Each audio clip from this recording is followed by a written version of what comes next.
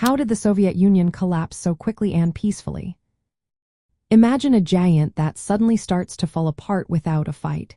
That's pretty much what happened to the Soviet Union in the early 1990s.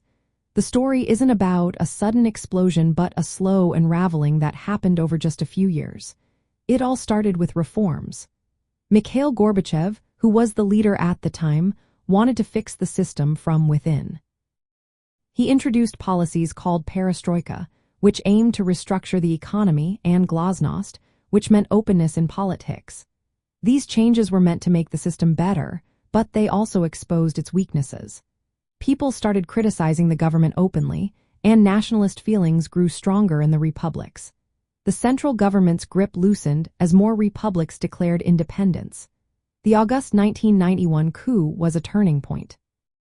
Hardline communists tried to take control but failed because many people supported Gorbachev and Boris Yeltsin, who stood on a tank and refused to back the coup. This event made it clear that the old system was no longer strong enough to hold the Union together.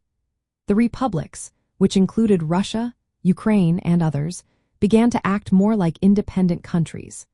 They wanted control over their own affairs and didn't want to be part of a failing federation.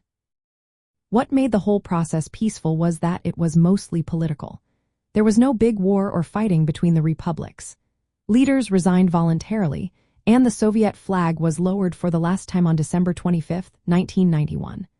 The Soviet Union officially ended, replaced by new independent countries. From a communist point of view, it was a sad ending. The reforms meant to save socialism actually sped up its collapse. Managing such a large, diverse country under a strict communist system was very hard, and the pressures from the cold war made it even tougher. Despite all these problems, the people mostly wanted a peaceful change. They didn't want chaos or violence, and that's why the collapse was surprisingly calm. The Soviet Union fell apart because internal reforms weakened the government, nationalist movements grew stronger, and the central authority simply couldn't hold on anymore. It was a process that unfolded quickly but without the violence many feared.